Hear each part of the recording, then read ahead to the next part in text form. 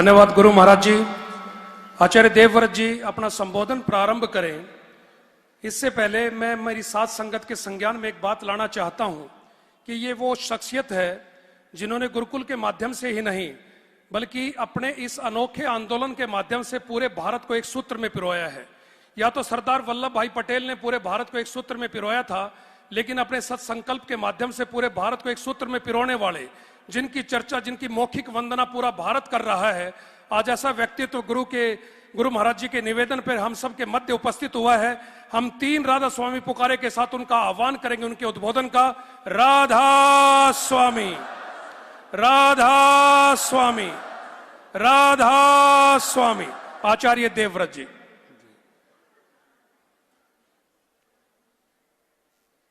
आदरणीय परम संत हुजूर कंवर साहिब जी महाराज,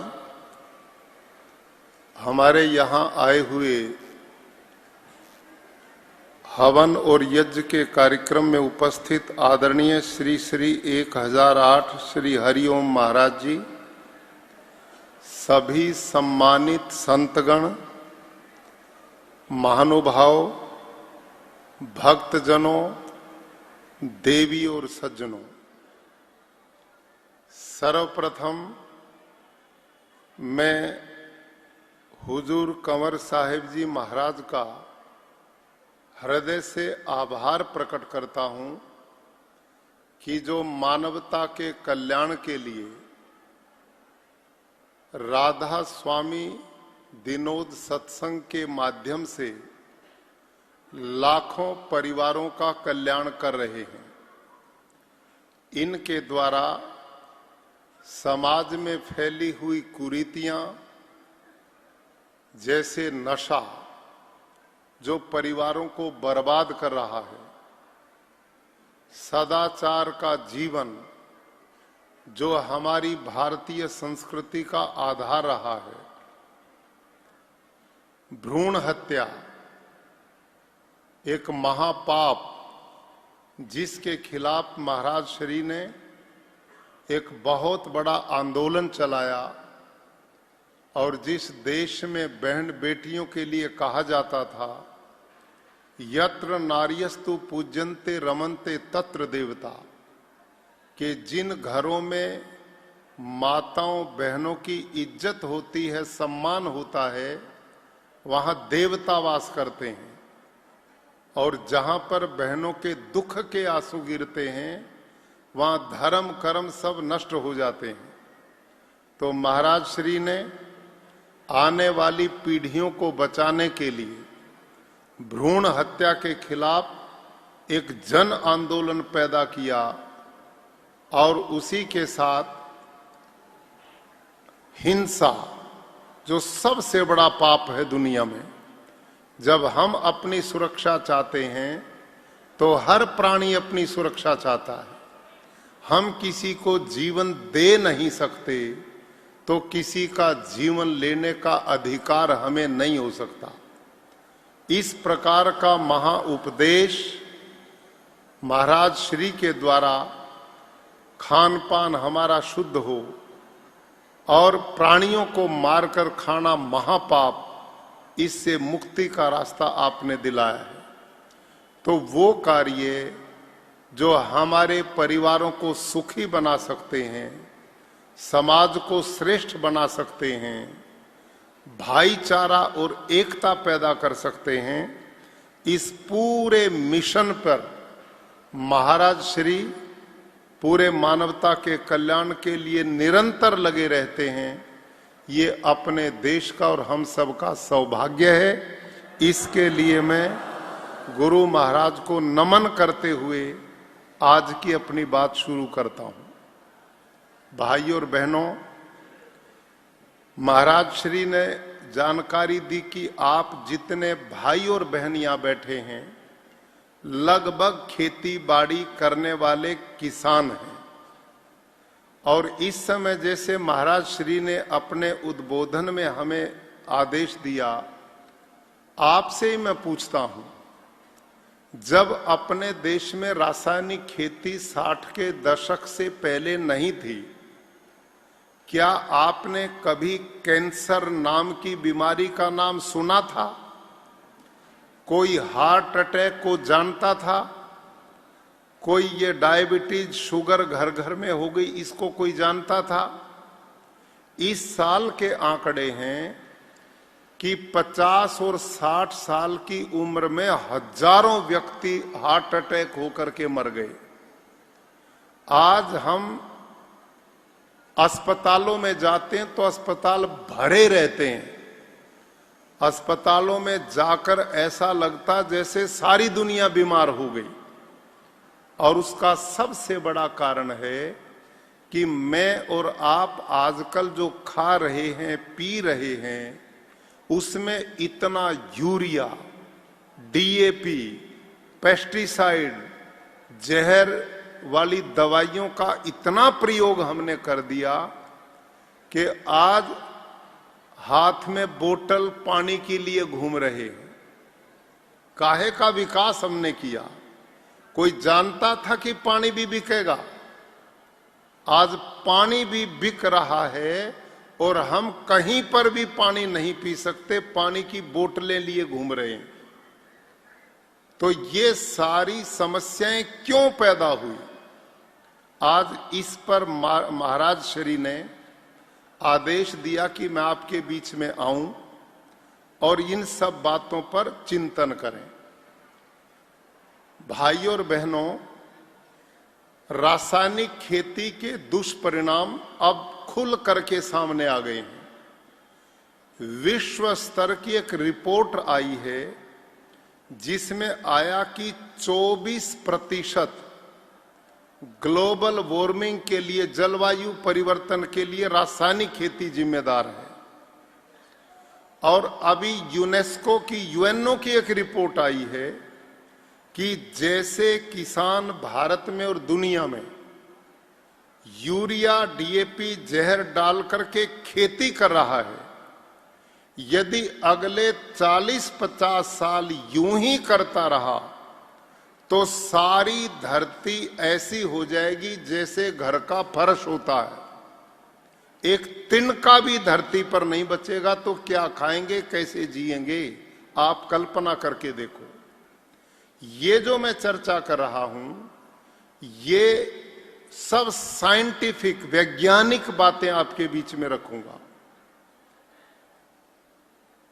इस समय बहुत बड़ी चुनौती है हम सबके सामने। जैसे महाराज श्री ने आध्यात्मिक रूप से एक बात कही और हम गांव के लोग भी एक बात बोलते हैं, जैसा अन्न वैसा मन। हमारा जो अन्नमय कोश है उसी से ही बुद्धि बनती, उसी से मन बनता है। गीता में लिखा, आहार शुद्धौ सत्व शुद्धि। आहार शुद्ध होगा तो मन और विचार शुद्ध होंगे।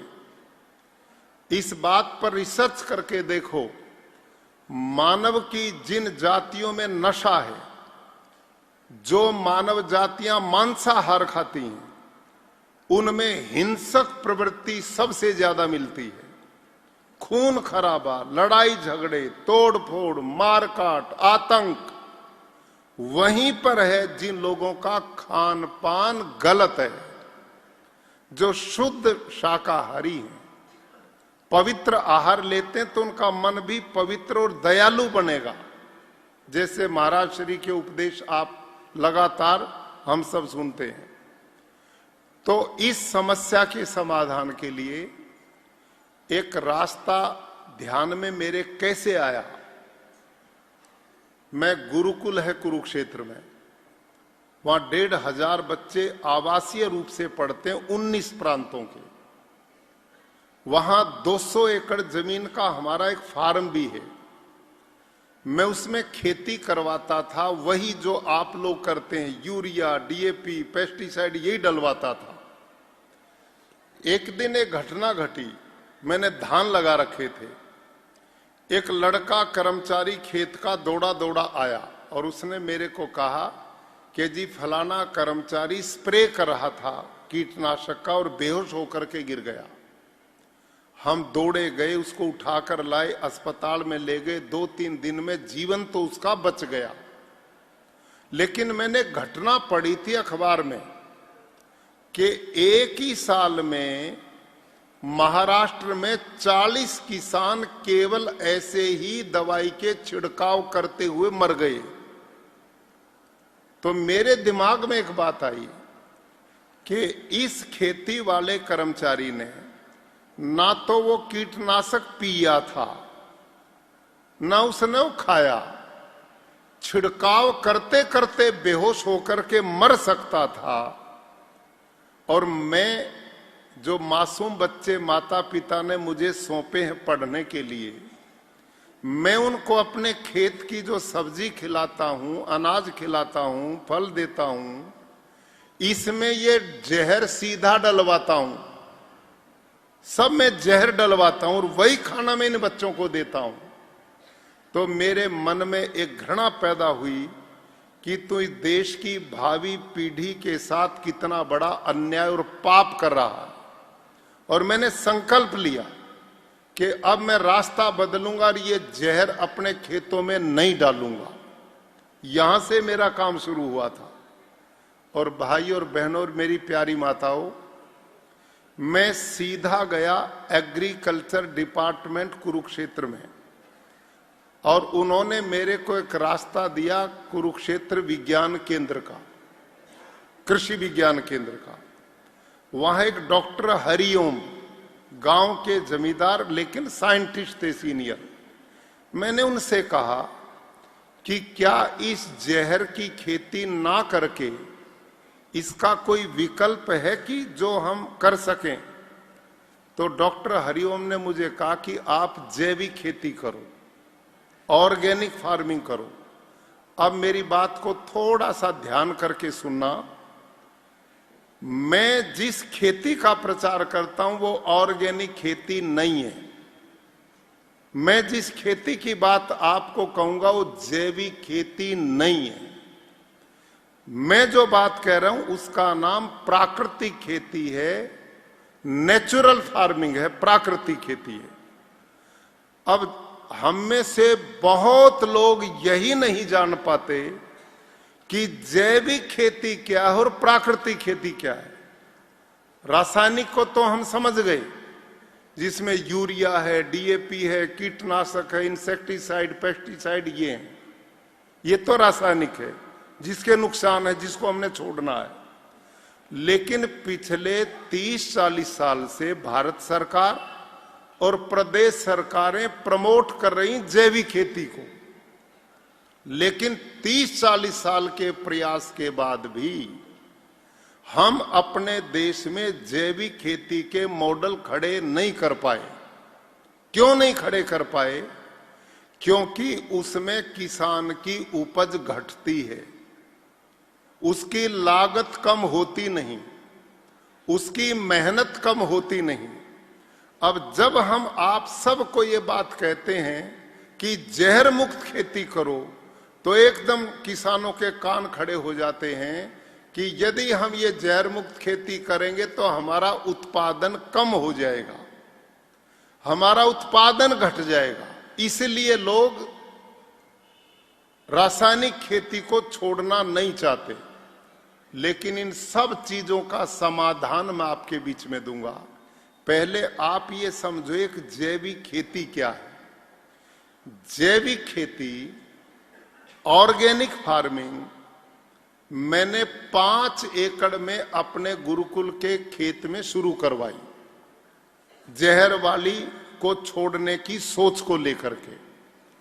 पहले साल मैंने जब जैविक खेती की, एक गड्ढे बनाए, उनमें गोबर डाला, फिर उसमें वो केचुआ डाला, जो गिंडोया हरियाणा में बोलते हैं। वो भारत वाला नहीं होता, उसमें वो विदेश का है।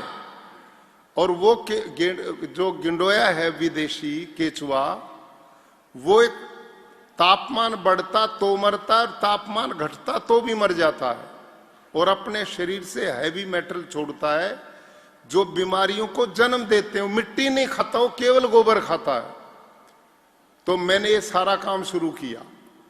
एक गड्ढे बनाए पक्के, उसमें गोबर डाला, वो केचुए खरीद के उसमें डाले। 1.5-2 महीने में उलट पुलट करके छान छून करके फिर वो खाद वर्मी कंपोस्ट कहते हैं, वो खेत में डालते हैं। मैंने वो सारे काम किए। पहले साल सारे कीड़े मकोड़े खा गए खेत को, कुछ नहीं हाथ लगा। मैंने सोचा कोई बात नहीं, फिर करते हैं।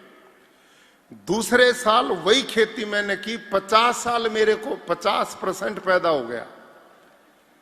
तीसरे साल की तो 80-90% फायदा हुआ। लेकिन ना तो मेरा खर्चा घटा, ना मेरी लागत घटी, ना मेरी मेहनत घटी। मैंने एक विचार करा कि तेरे पास तो इस गुरुकुल में 200 एकड़ जमीन है, 200 किले जमीन है। जिस किसान पे बेचारे पे 2, 4, 5 किले जमीन है, उसको हम ये खेती करवाएंगे तो उसका तो परिवार उजड़ जाएगा। 3 साल उसको मिलेगा कुछ नहीं तो बच्चे कहां से पालेगा वो। तो ये बात मेरी समझ में आई नहीं। मैं उन डॉक्टर हरिओम कृषि वैज्ञानिक के पास में फिर गया। मैं कहा डॉक्टर साहब 3 साल हो गए आपकी बताई मैं खेती करता हूं, लेकिन इसमें तो बसने का काम ही नहीं, इसमें तो उजड़ने का प्रोग्राम है। वो कहने लगे कि आप ये करना चाहते थे, रासायनिक छोड़ना चाहते थे, ये तो मैं भी जानता था, इसमें कुछ मिलने वाला नहीं होता तो अब तक देश में बहुत लोग अपना लेते। तो उस दिन उन कृषि वैज्ञानिक ने मेरे को 2 रिपोर्ट दी। अब और ध्यान से सुनो आप बात। 2 रिपोर्ट दी कहां की? एक तो है कृषि विश्वविद्यालय हिसार की, एक कृषि विश्वविद्यालय लुधियाना की। और वो दोनों कृषि वैज्ञानिकों ने जो रिसर्च की थी, शोध किया था, उसकी रिपोर्ट थी वो। उस रिपोर्ट में जैविक खेती के बारे में लिखा था। ये क्या है, ये सबको जरूर समझना चाहिए आपको। उसके बाद मेरी बात एकदम समझ में आएगी आपको।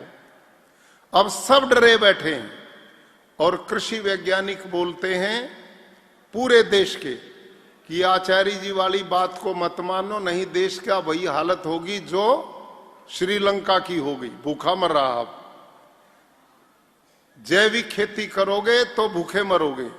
मैं भी कहता हूं जैविक करोगे तो भूखे मरोगे, लेकिन प्राकृतिक करोगे तो भूखे नहीं मरोगे, पूरा उत्पादन होगा, वो मैं बताऊंगा आपको। तो जैविक खेती क्या है पहले इसको समझो, जो साइंस वैज्ञानिक बात है। उन वैज्ञानिकों ने लिखा उस रिपोर्ट में कि भारत के लोगों का पेट भरने के लिए 2 अनाज सबसे ज्यादा योगदान करते हैं। एक है गेहूं और दूसरा है चावल धान। और इन दोनों फसलों को भरपूर पैदावार लेने के लिए 1 एकड़ में 60 किलो नाइट्रोजन चाहिए। 1 एकड़ में 60 किलो नाइट्रोजन मिलेगा तो धान भी भरपूर होगा और गेहूं भी पूरा होगा। अब ये रासायनिक ढंग से नाइट्रोजन पूरा करना है तो क्या करोगे? बाजार में जाओगे, खाद वाला जो यूरिया बेचता उससे ले आओगे और खेत में डाल दोगे तो आपका गेहूं भी पूरा होगा और धान भी हो जाएगा। लेकिन जैविक रूप से आप 60 किलो नाइट्रोजन खेत को कैसे दोगे? अब ये बात ध्यान करो। उस रिपोर्ट में लिखा है कि गोबर की 1 टन गोबर की खाद में 1 टन गोबर की खाद में 2 किलो नाइट्रोजन है। भाई मैं बच्चे पढ़ाता रहा हूं सारी जिंदगी। अब गुरुजी की एक क्लास है और मैं भी बालक ही पढ़ाता रहा हूं। अब तुमने बोलना है, चुप नहीं बैठना, ताकि मेरी क्लास में पता लगे तुम ठीक सुन रहे हो। बोलोगे कि नहीं? माताएं बहनें भी बोलेंगी तो सुनो, फिर मजा आएगा आपको बहुत। ये बोरिंग प्रोग्राम नहीं, बड़ा सुख मिलेगा आपको आज। मतलब 10 क्विंटल गोबर की खाद में, 1 टन गोबर की खाद में 2 किलो नाइट्रोजन है। और हमने कितना चाहिए? 60 किलो। बड़े समझदार विद्यार्थी हैं आज की क्लास में। हमने चाहिए 60 किलो। तो इसका मतलब गोबर से यदि हमने 60 किलो एक किले में नाइट्रोजन पूरा करना है तो 300 क्विंटल गोबर की खाद प्रति एकड़ चाहिए। अब आप सारे किसान भाई बैठे, मेरी बहनें, क्या इतना पशुधन हमारे देश में बचा है कि जो 1 किलो प्रति किले के हिसाब से 300 क्विंटल गोबर की खाद पूरी कर सके? अब अगली बात, यदि 300 क्विंटल गोबर की खाद पड़ेगी तो उत्पादन पूरा होगा और नहीं पड़ेगी तो नहीं होगा। यह है जैविक खेती। एक बात। नंबर 2, जब इतना गोबर का खाद किले में पड़ेगा तो अड़ंगे की भरमार होगी कि नहीं? जमग न अड़ंगा पूरा, फिर उसके लिए खुरपा लेकर बैठो, कितनी लेबर लगेगी, खर्चा आएगा। दूसरा नुकसान। तीसरा, इतनी गोबर की खाद किले में डालोगे तो उसमें मीथेन जैसी गैस पैदा होंगी और वो गैस आकाश में जाकर ग्लोबल वार्मिंग को जन्म देंगी, जलवायु को खराब करने का काम करेगी। समझ में आई बात? ये तीसरा नुकसान। तो ये है जैविक खेती, जिस कारण नाम तो इसका बहुत प्रचारित हो गया, जैविक जैविक, ऑर्गेनिक ऑर्गेनिक, लेकिन देश में 30-40 साल में सरकारों के प्रयास के बाद भी अपनाई किसी ने नहीं। क्यों? क्योंकि इसमें पूरा उत्पादन हुआ नहीं, मेहनत इसमें घटी नहीं और इस करके ये सफल काम नहीं हुआ। अब मैं अपनी बात करता हूं, प्राकृतिक खेती क्या है, नेचुरल फार्मिंग क्या है, इसको समझो। आप कभी जंगल में गए हो? जंगल में गए कदे? अच्छा, अब यूं बताओ, जंगल में इतने तरह के पेड़ खड़े, उनको यूरिया कौन देता है? कोई नहीं। डीएपी कौन देता है? कोई नहीं। कीटनाशक कौन छिड़कता है? कोई नहीं। पानी कौन देने जाता है? कोई नहीं। देखो, सोचो आप ध्यान से, ना जंगल के पेड़ को कोई यूरिया देता, ना कोई इसको डीएपी देता, ना उसमें कोई कीटनाशक डालता, और समय आता तो जंगल का पेड़ फल से लद जाता है। और किसी भी जंगल के पेड़ के पत्ते को तोड़ो और उसको किसी वैज्ञानिक की प्रयोगशाला में ले जाओ और उस पर रिसर्च कराओ, उस पत्ते में एक भी तत्व की कमी नहीं मिलेगी। जब भगवान प्रकृति जंगल के पत्ते पौधे में सारे तत्वों की पूर्ति करती तो मेरे खेत में क्यों नहीं करेगी? जो नियम जंगल में काम करता है वही नियम हमारे खेत में करना चाहिए। इसका नाम है प्राकृतिक खेती। समझ में आई बात? यह है प्राकृतिक खेती। अब इसमें हमने एक टेक्निक नई अपनाई है जो पहले किसान नहीं अपनाते थे। इस टाइम मेरे पास 12 कृषि वैज्ञानिक हैं, जिनमें से वाइस चांसलर भी हैं, अपने अपने क्षेत्र के बड़े पहुंचे हुए वैज्ञानिक हैं, माइक्रोबायोलॉजी के, कोई कीट विज्ञान के, कोई दूसरे। और ये 12 के 12 जो वैज्ञानिक हैं सारे मेरे विरोधी थे। ये सारे यूं कहते थे ये देश ने भूखा मारेगा, इस गोमूत्र और गोबर से क्या बनेगा। लेकिन वही वैज्ञानिक जो मेरे विरोधी थे वही हमारी प्राकृतिक खेती के प्रचारक हैं। इस समय वही हमारी खेती करवाते हैं और वही इस काम को बढ़ा रहे हैं। और जो रिसर्च मैं आपको बताऊंगा वो उन्होंने ही की है, कृषि वैज्ञानिकों ने। और मैं क्या करवाता था अपने खेत में, कैसे खेती करवाते थे, अब और ध्यान करो थोड़ा सा। 200 लीटर का एक खाली ड्राम ले लो, 200 लीटर का कबाड़ी पे मिल जाता 500-400 में। और जहां गाय भैंस बांधती ना मेरी बहनों, वहां छाए में उस ड्रम में रख लो और उस ड्रम में 180-85 लीटर पानी अंदाजे में डाल लो, ऊपर नीचे हो जाए कोई खतरा नहीं। और उस ड्राम में पानी जिसमें है, ये जो देसी गाय है ना भारतीय नस्ल की, जितनी भी देसी गाय, साहिवाल, थारपारकर, राठी, गिर, हरियाणवी, कांकरेज, ये जो भारतीय नस्ल की देसी गाय है ना, जो हमने सड़कों पर छोड़ दी, इनमें वो करिश्मा है, बाकी किसी प्राणी में नहीं मिला। मैंने भैंस का, ऊंट का, गाय का, घोड़े का, बकरी का, हॉस्टन फ्रीजन गाय का, जर्सी का, बैल का, सब इनके गोबर इकट्ठे किए और मैंने सब गोबरों को अलग अलग सुखाया और सुखा के अलग अलग थैली में बंद किया और उस थैली में बंद करके उन थैलियों पे मैंने नंबर लगाए और किस थैली में, इस नंबर वाली में किस पशु का है, वो मैंने अपनी डायरी में लिखा। और जिस कृषि वैज्ञानिक को मैंने रिसर्च करने के लिए भेजा, वो यूनिवर्सिटी हिसार में डॉक्टर बलजीत सारन, वो माइक्रोबायोलॉजी के साइंटिस्ट हैं। उसको नहीं पता कौन सी थैली में किस पशु का गोबर है, मैंने वो भेज दिया। उसने 6 महीने उन सब पे रिसर्च की।